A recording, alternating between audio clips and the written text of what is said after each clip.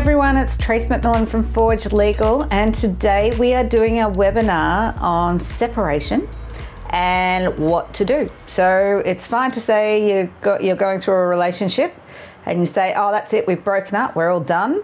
But today we're actually going to go through some of the things you need to think about legally in order to formalise your separation to make sure it doesn't come back and bite you on the backside.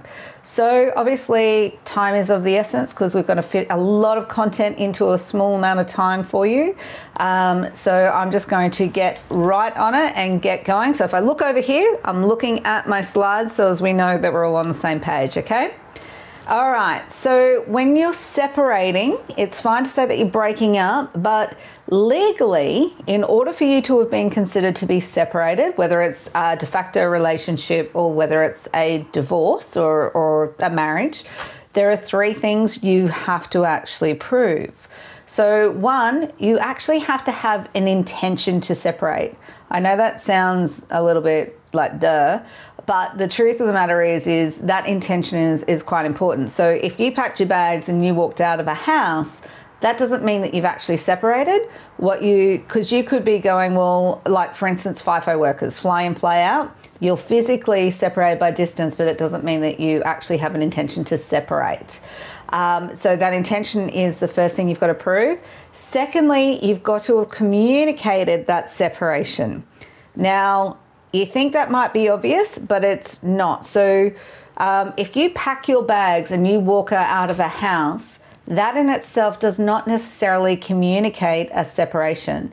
So what you want to do is make it very clear, concise, and to the point. You want to either have a sit-down conversation where you say, we're done, don't love you anymore, I want to walk away, or the marriage is over or relationship's over.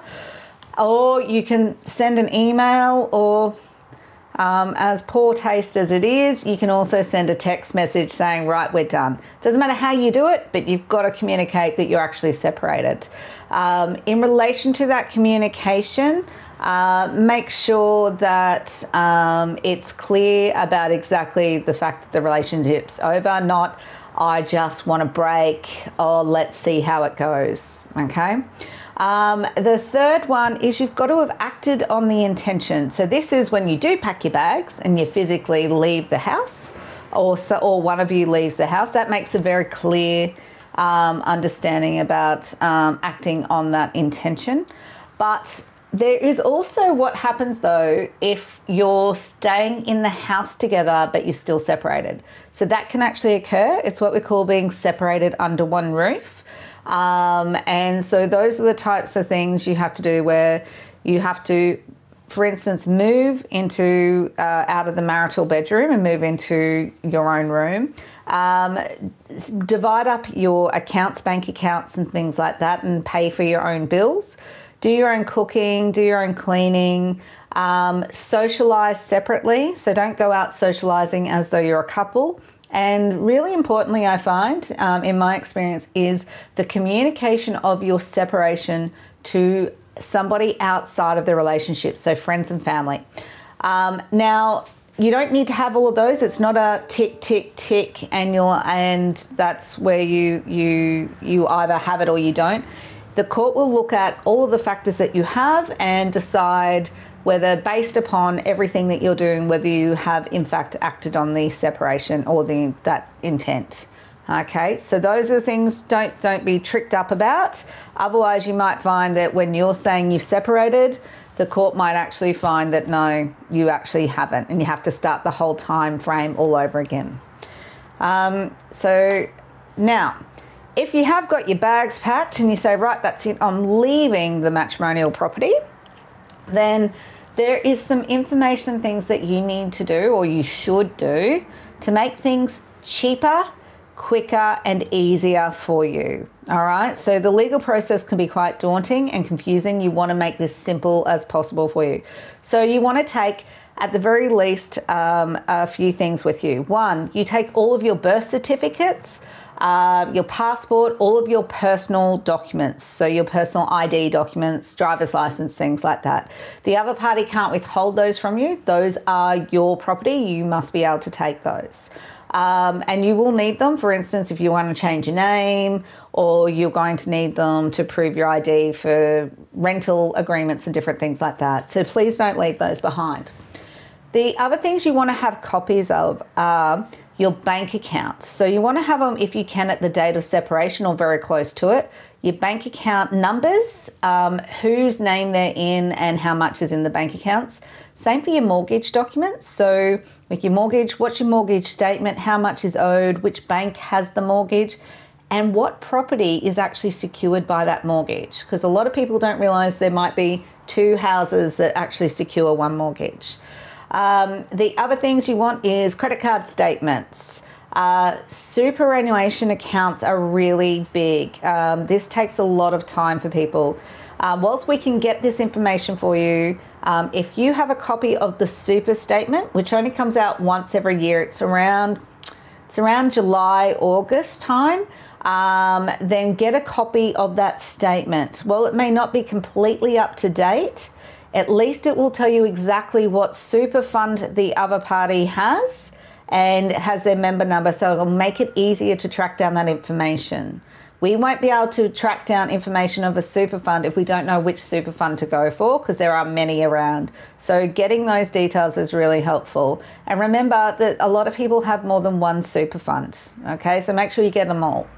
The other one is any insurances. So house insurance, car insurance, find out who is the person who is the one who is receiving the benefit of that insurance, and make sure that the other party doesn't cancel the insurance after you've separated, because if you have an uninsured property and you're fighting over that in your division of assets, then, and let's say it burns down, then you suddenly don't have an asset anymore. Vehicle registrations are important, knowing who they're registered to. Share certificates or share portfolios. And if you have a business, profit and loss statements and balance sheets. Now, having copies of these is perfectly fine. You don't need any of the originals of those. It is important as well to get copies of your outgoing rates, electricity, things like that, because these are the things that do pop up from time to time when you're going through and doing the division of your assets. I want to raise with you two things. When you do leave and you're taking your assets with you, or whatever assets they are, do yourself the biggest favour possible. Photograph them and keep a copy of a photo of every single thing you're taking. Like, even if it's packed up on the floor, take photos of them. Because regularly what happens is someone goes, oh, it's suddenly gone missing. One person's taken it and the other one says, no, I never took it, you took it. And then you have a dispute on your hands. So if it is of significant value, please take photos of what you've taken. Also, take photos of all of the assets you've left behind, okay? Because it has come up from time to time that all of a sudden an asset accidentally gets broken, or one person says, that's not the state that it was in. So it actually resolves any dispute that's in place about exactly what you've taken and what the state of the asset when you have taken it. And then finally, and most importantly, I want to talk to you about those people who are married and your marriage certificate. You want to take the original of the marriage certificate if you in fact possibly can.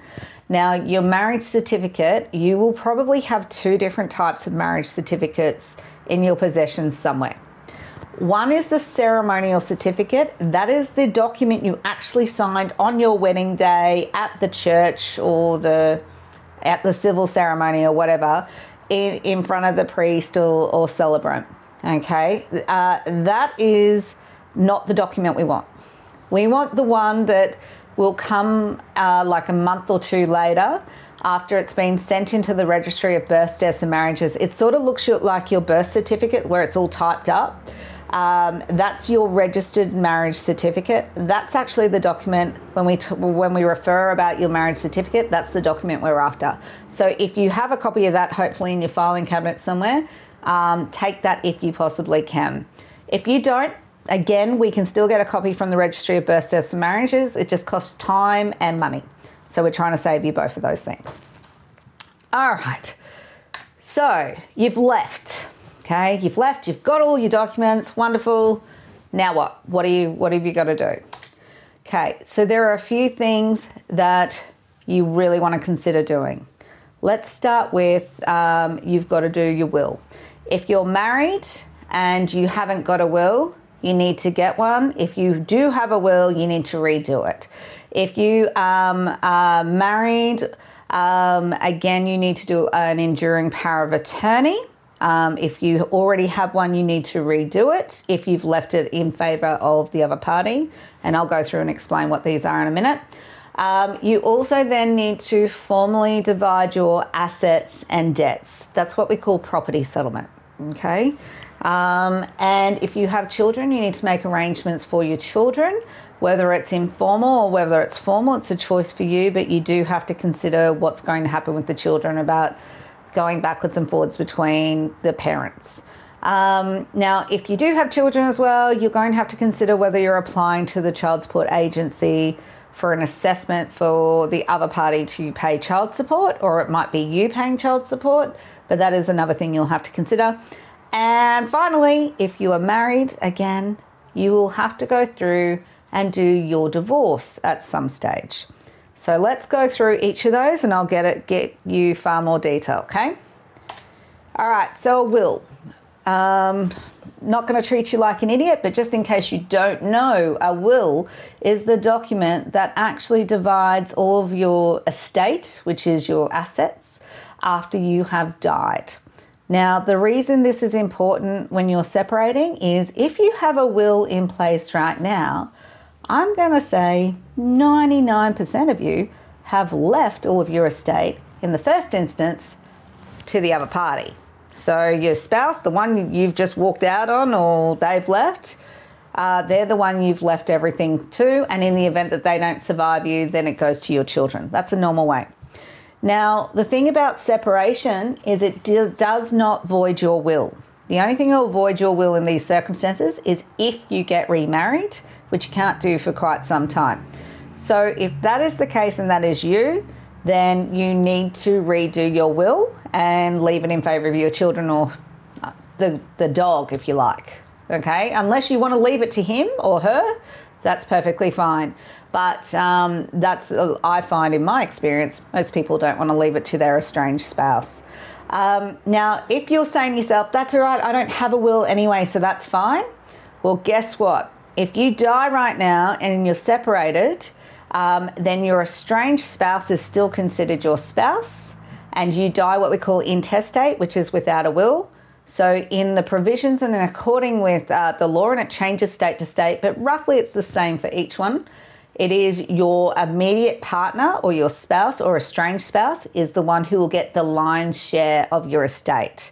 So if you don't want them to have any part of your assets after you have died, then you need to do a will, and you need to do it quickly in case something happens. Now, an enduring power of attorney. You may not have really heard about this before.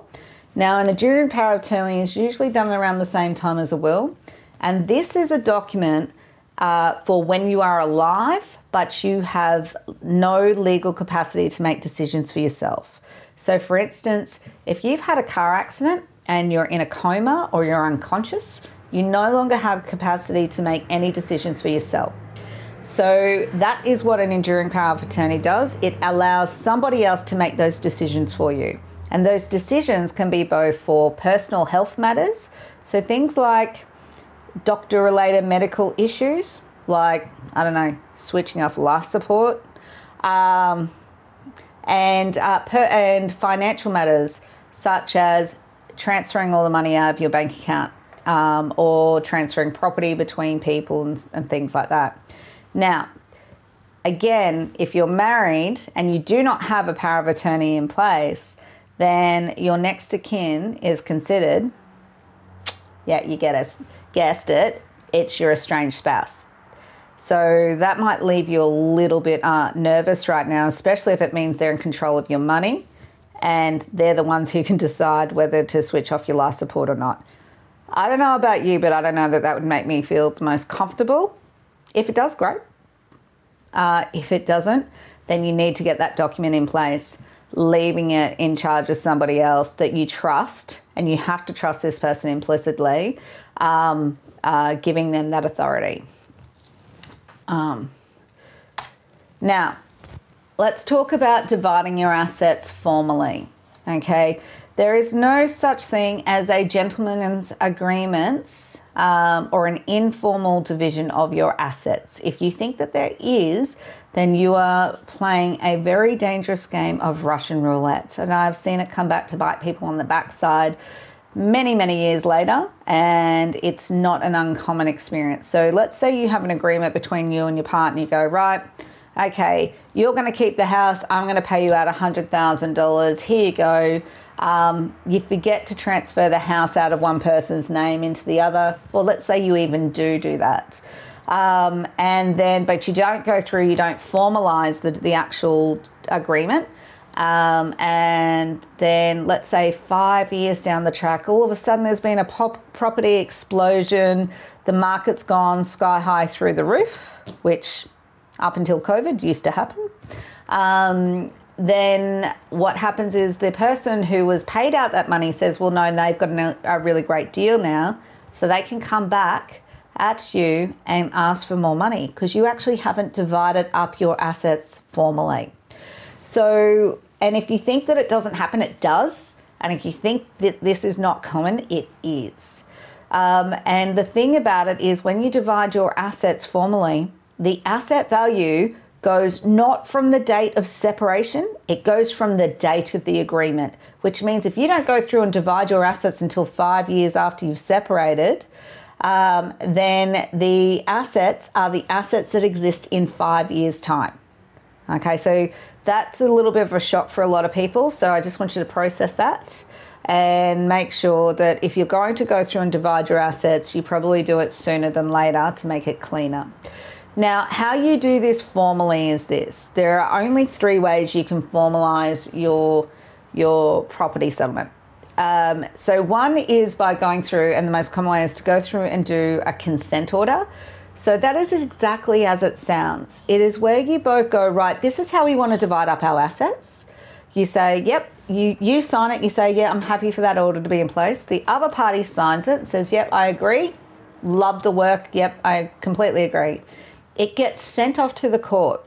The court go through and they actually assess it in accordance with the rules under the family court. And as long as they consider that what you're proposing in the division would be in a range of something which is just and equitable, then they will put a beautiful red round stamp on it. It gets sent back to you and you now have a formal consent order. Now, if you are in agreements, but there are some tricky little complex issues with your property division, that's okay. There is another way to do it, which is what we call a binding financial agreement. You'd probably know it more locally as a prenuptial agreement, okay? But it's a prenuptial agreement that's done after you've separated.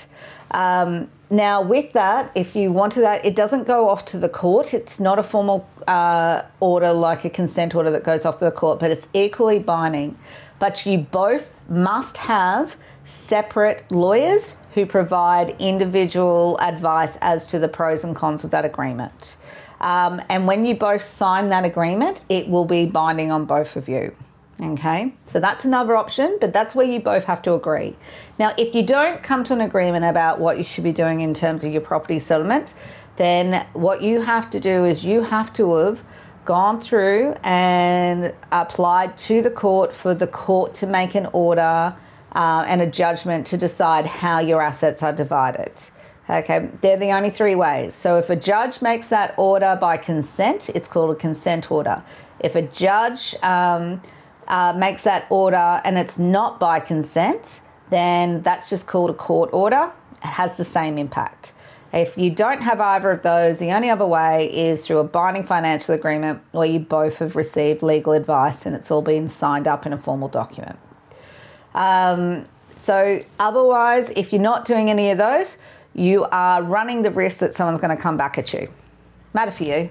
I'd prefer not to do it if it was me. Now, the question as to when you're going to go and divide your assets then, Yes, so there's a few things. If you're a de facto relationship, your time limit is you have 2 years from the date of separation to have gone through and divided up your assets. That's as simple as it is.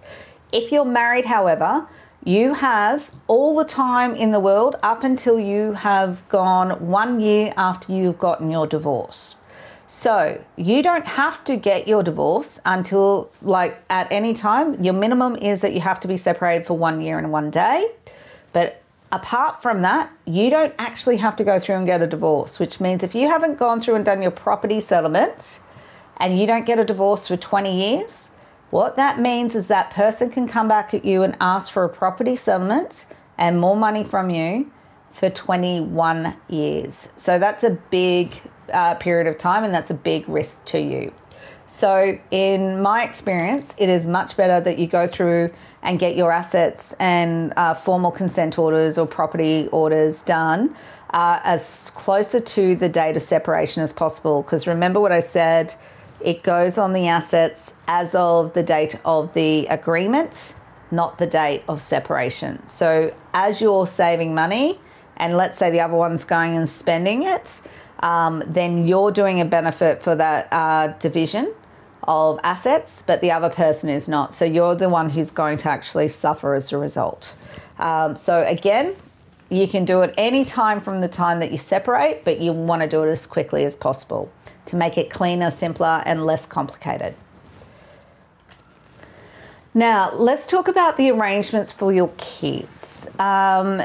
Now, with your kids, it's not as solid as when you go through and do your property settlement. With your children, you don't actually have to have a formal agreement in place if you don't want to. That's perfectly fine. You don't even have to have anything in writing. You can have a very flexible relationship with the other parent and have the kids coming and going as you guys decide between yourselves. If you do that, that is great. I do know a lot of people who do that. The thing about that is the cons of it is that it's not binding on any of you, either of you, and so at any point either parent can actually decide, no, that doesn't work for me anymore, and change the rules, and there's nothing you can do to enforce it. So the next step, if you don't have a verbal agreement, is you can have an informal written agreement. So that is what we call a parenting plan. It's not binding on either of you still, but it does allow some structure there so that both parents will know who's meant to have the children on what days, what's meant to happen with special days, holidays, those types of things. It's about giving you some form of directive and clarification and structure for the children. Now, again, because it's not binding, you might say, well, what happens if they don't comply with it? Well, the answer is you've got nothing.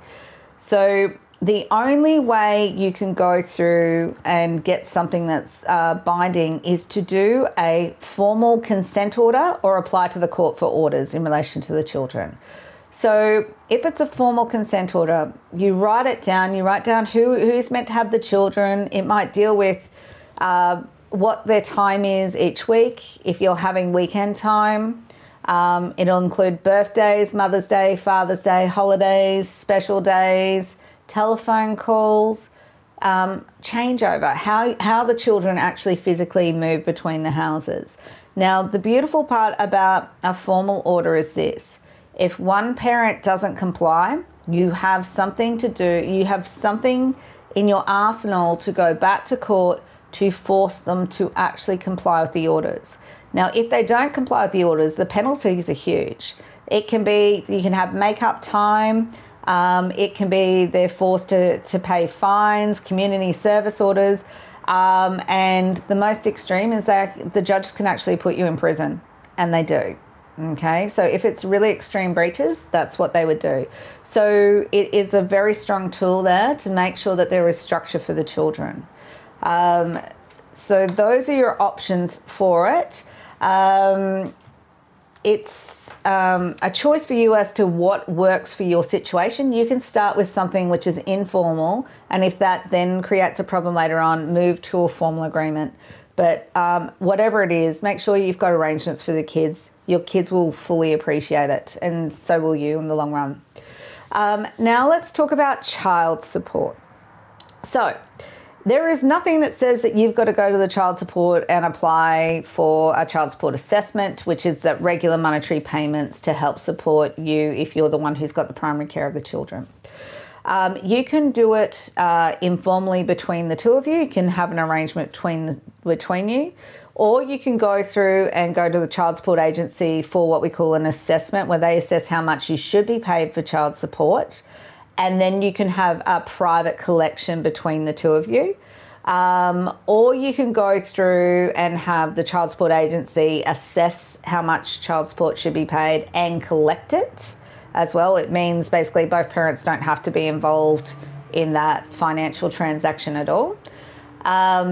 Or you can go through and do what we call a limited child support agreement or a binding child support agreement. A limited child support agreement, when your income changes, the agreement will cease to be binding. And this is an agreement that you just have between the two of you, which is in writing, and it gets registered with the child support agency.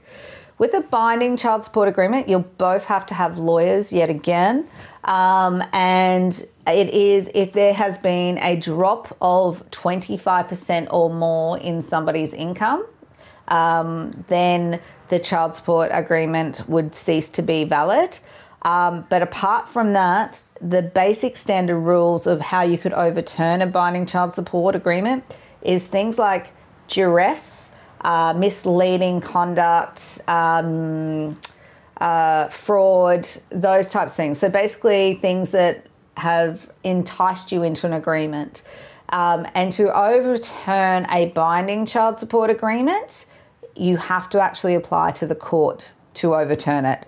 So otherwise it's locking you in. It's locking you into how much child support you're going to be paying, all of those things. So whichever way works for you, child support is something that's relevant and you're going to have to consider. All right, so finally, we're going to deal with how you apply for a divorce.